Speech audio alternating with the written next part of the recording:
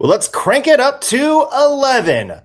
Tampa Bay Lightning get another win and push their epic win streak to franchise record levels. But unlike the past couple of games, this one was a little bit more of a fight. More on today's Locked on Lightning.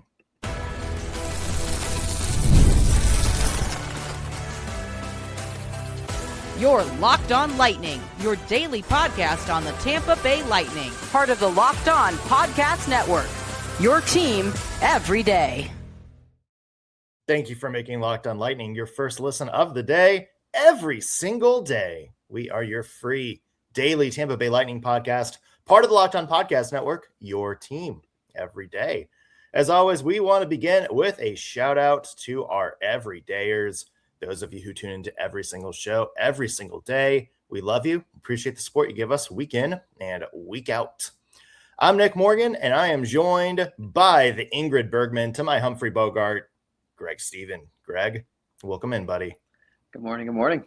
Number 11 every day. I'm going to come in here and I'm just going to repeat the number because that's impressive. Like you said, franchise record. Mm-hmm. Tied for franchise record. Tied for franchise record, but still, nonetheless, incredible. And keep on rolling, baby. Yeah. The Limp Bizkit action. There we go. Rolling. We've had an Ingrid Bergman reference. We've had Limp Bizkit. We've had Spinal Tap. Oh, man, we're just all over the place today.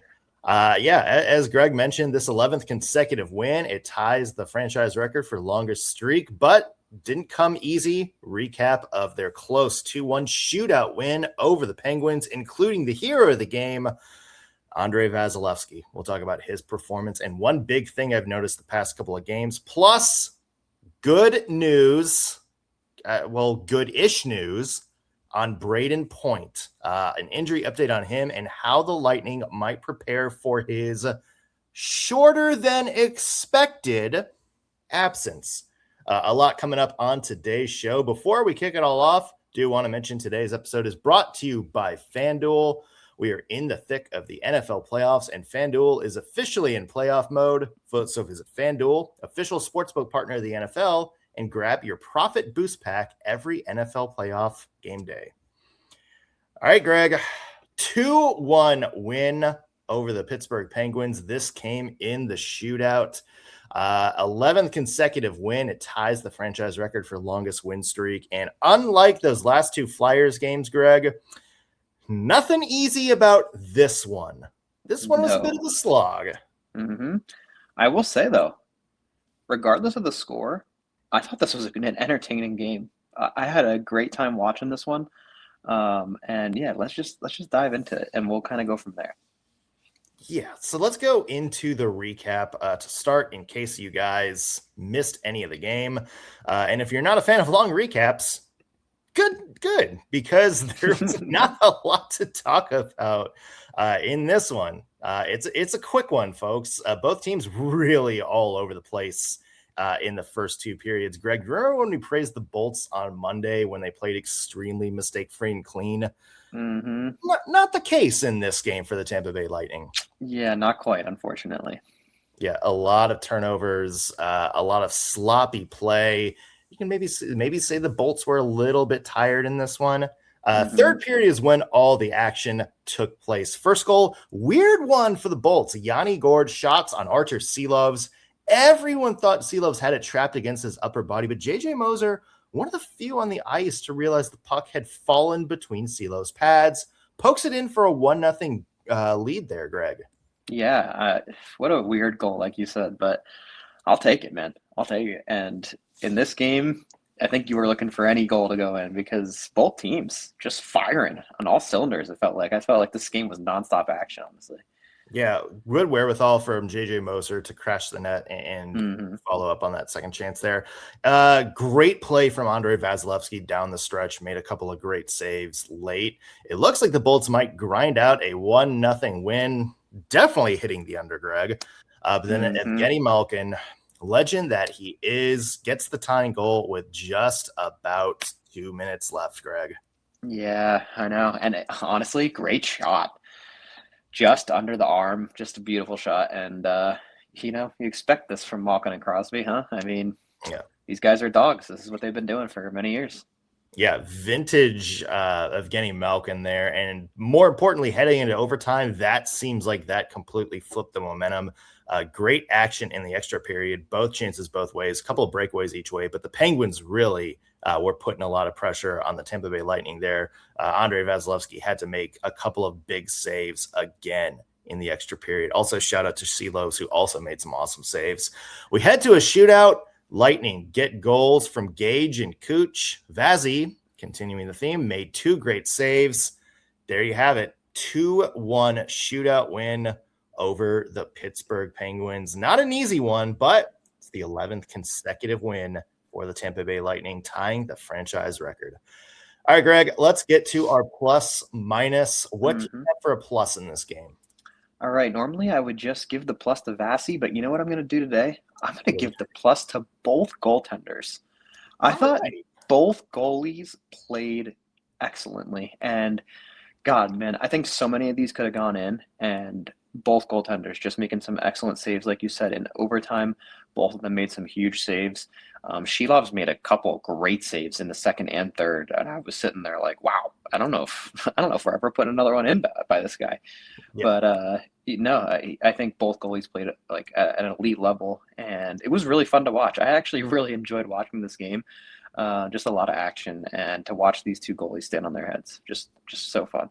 Yeah, 100% with you there. Great goaltending performance all around for both. And we're actually going to talk about Andrei Vasilevskiy a little bit more coming up in just a couple of minutes. Greg, I'm going to give a plus to something I mentioned a second ago, crashing the net. Nice. This is something I've noticed in the Lightning's past couple of games. They had 3 goals in that last Flyers game that you could say were a direct result of getting traffic in front of the net. Either second chance, rebound opportunity, deflection, something like that makes the goalie difficult and the defense hard to reset. Moser goal tonight, I thought, was another example of that. Moser doesn't stop on the play, rushes to the goal, even though he's a defenseman, takes advantage of the puck being loose. And I think that is a big thing that you see from teams. And that's a big thing I've seen from the Lightning from the past few games is they're having guys crash the net. It's not just finesse shot, have one guy just sort of skate by in case a rebound breaks through. You know, there's a shot and 3 forwards are just converging on the goaltender just in case. You've seen that even on just, some shots that get gloved or held. You have guys kind of gliding towards the net. I think that's been a big part of the Lightning's play for the past couple of games. Yeah, absolutely. Great observation. And it's something you're taught at a fundamental level when you're young too, just follow the puck and follow your shot, and goals will come. And like you've said, the last few games, we've seen a bunch of that, and it's a very important part of the game. Yeah, it certainly worked here. Greg, I'm going to give a minus to the end of the epic Nikita Kucherov point streak. Let's pour one out. No goals, no assists last night, was held off the score sheet. That is 10 straight games with a point gone down the drain. 9 straight games with multiple points down the drain. All he got was the lousy shootout winner. Lousy. What pathetic. what a worthless player, Greg. You got a point in my mind. Yeah.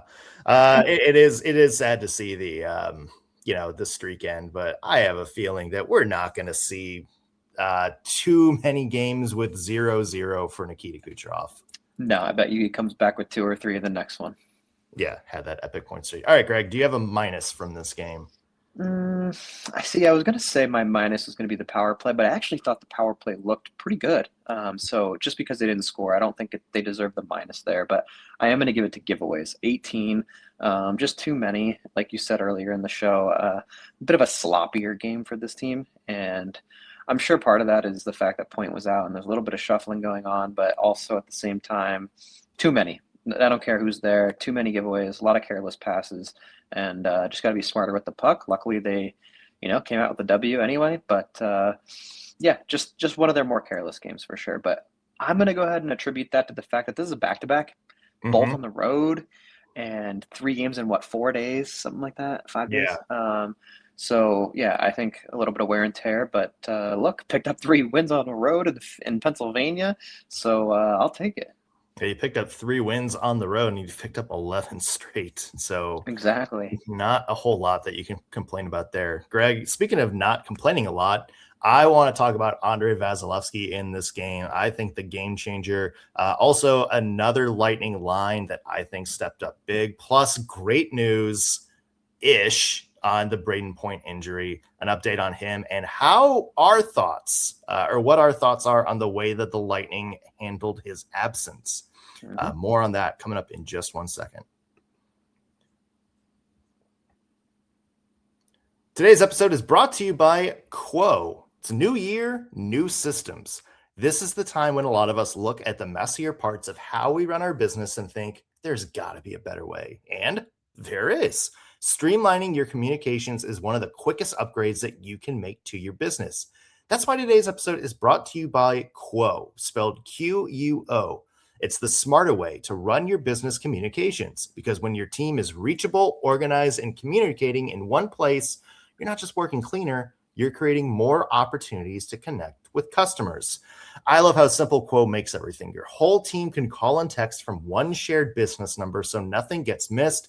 Everyone sees the full conversation thread, which makes replies faster and more personal. It also works right from your phone or computer. No need to have one of those second work phones. You can even keep using your existing number if you want. And Quo's smart AI tools automatically log calls, summarize conversations, and highlight next steps so you never miss a detail. It's no surprise that Quo is the #1 rated business phone system on G2, trusted by more than 90,000 businesses, from solo operators to growing teams. So make this the year where no opportunity and no customer slip away. Try Quo for free. Plus, get 20% off your first 6 months when you go to quo.com/lockedonnhl. Again, that's quo.com/lockedonnhl.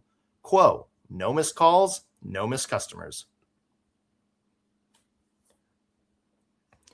We're back on Locked on Lightning. Nick Morgan here alongside Greg Stephen. And Greg, I want to talk more about who I thought was the hero of the game. You touched on it in your plus minus a little bit.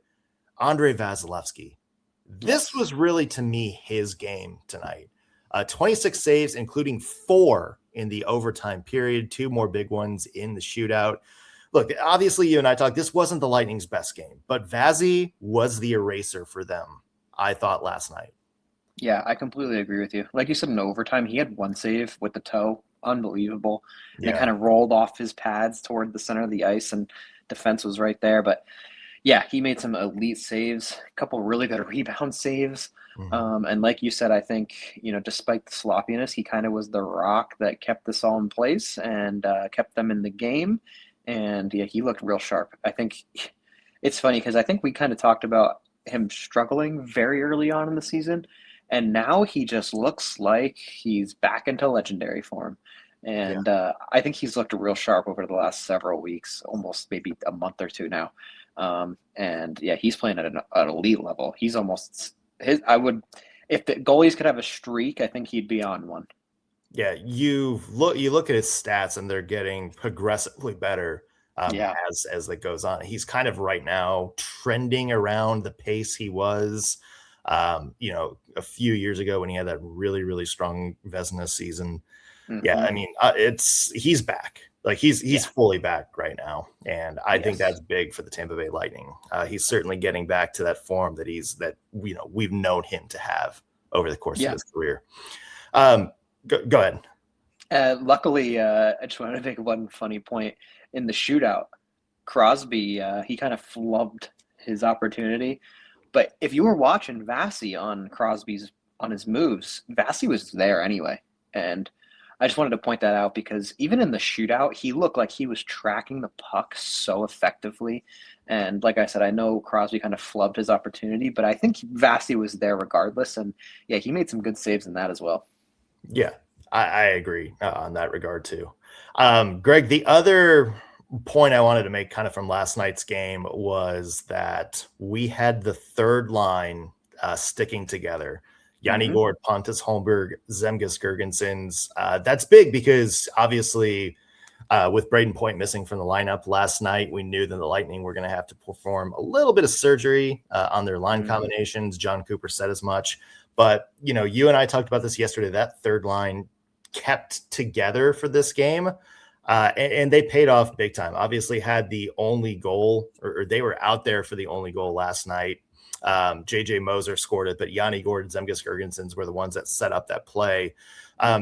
To me, they've been playing really good hockey lately. And I talked about this a little bit last week, but I think how John Cooper's been using them has been a big point to me this season. Is over the past little bit, especially during this win streak, you're seeing him use that as kind of the defensive line. He's not afraid to throw those three guys out there in situations where the other team's best players are on the ice, and they're making an impact on the game. They're slowing down some of the other team's big guns, and they're making it difficult for some really good NHL players to find space out there.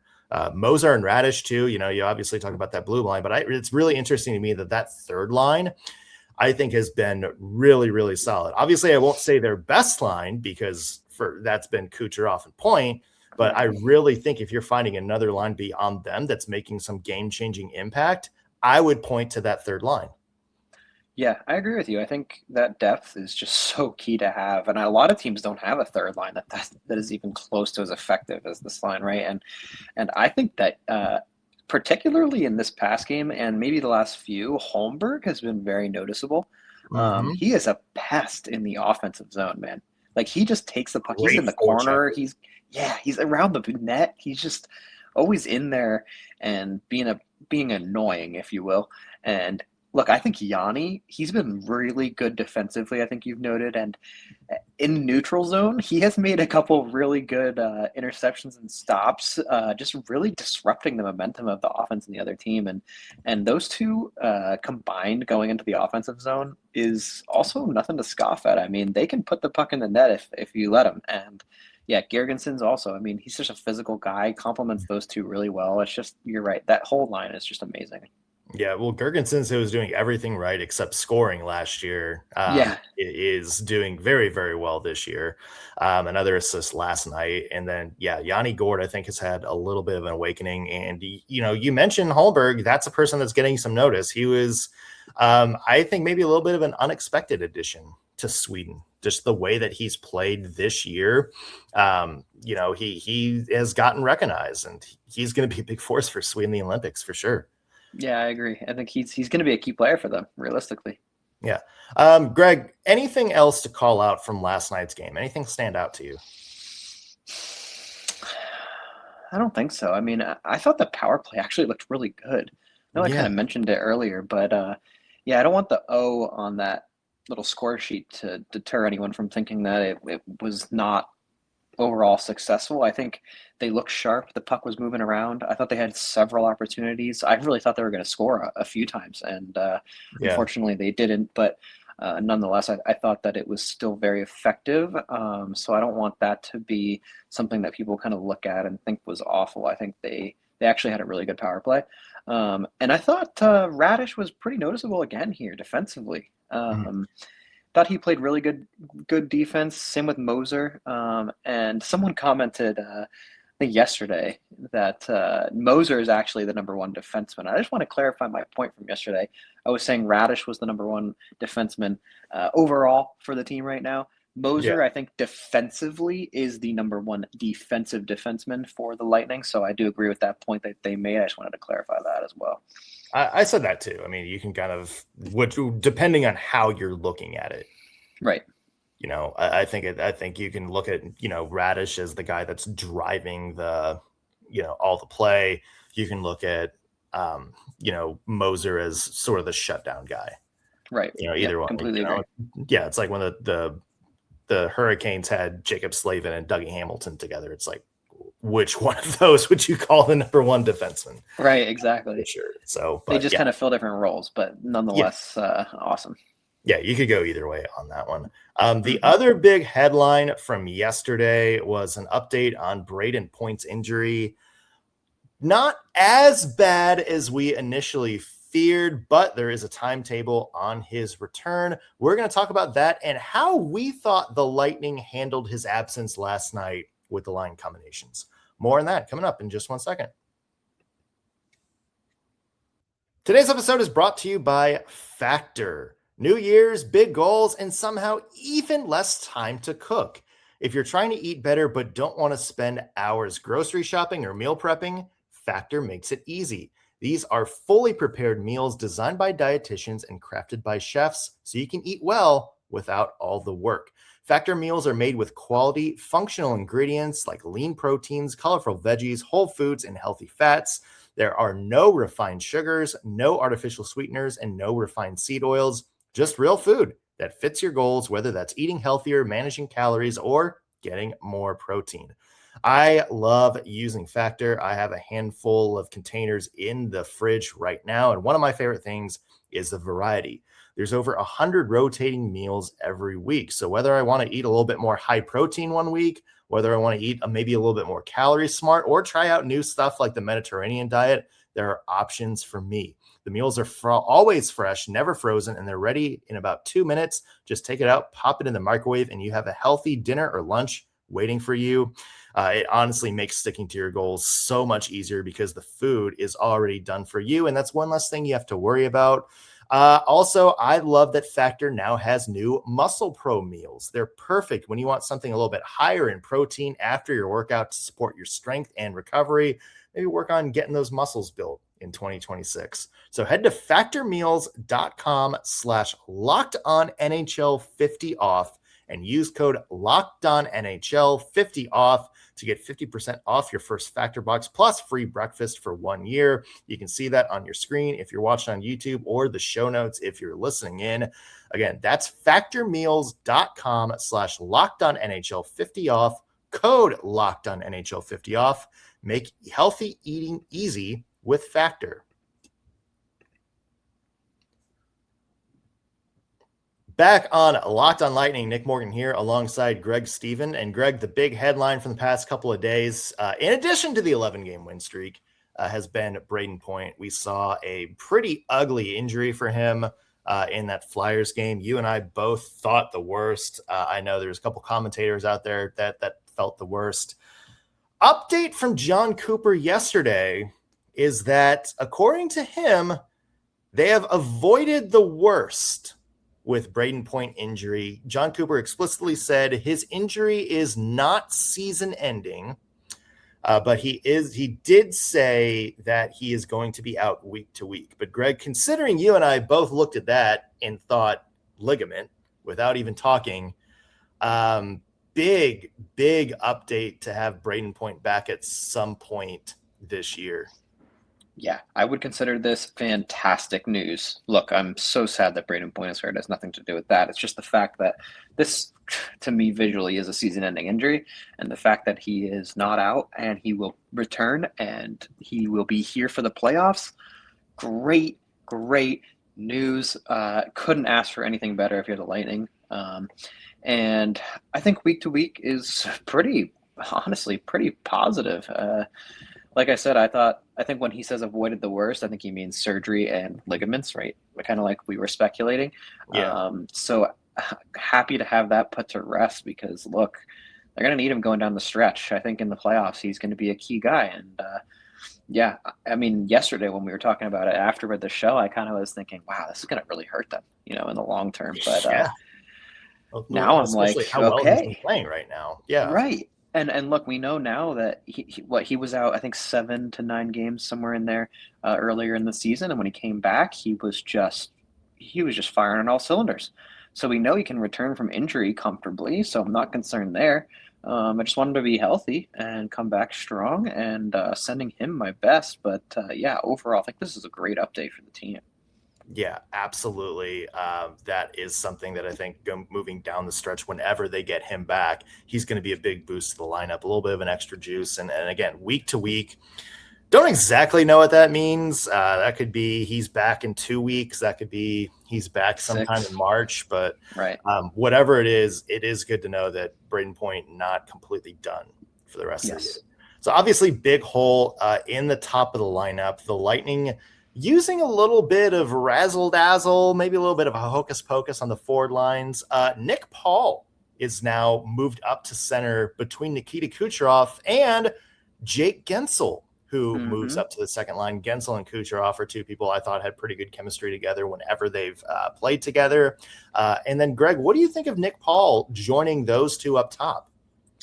Yeah, it caught me off guard for sure, but I think pretty reasonable, right? I think if you're Cooper, that's a pretty reasonable move. I was shocked to see Gensel move up there. I thought that because they didn't do just like a one guy for point replacement. It was kind of like, let's just redo everything.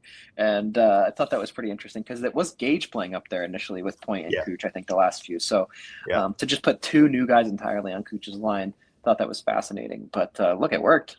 Yeah, I mean, well, that's also the Nikita Kucherov experience. Yeah, I think you could put him with a couple of AHL guys, and he'd still get 5 points somehow. For sure. No, I thought Nick Paul looked good, though. Oh, yeah, I thought Nick Paul looked good. I think a little bit of a different dimension there, and I think maybe that's why you put Jake Gensel up there as well for maybe a little bit more finesse, where Nick Paul may be playing that role that Gage was, where he's kind of the guy that creates space for the other two players to really make a move.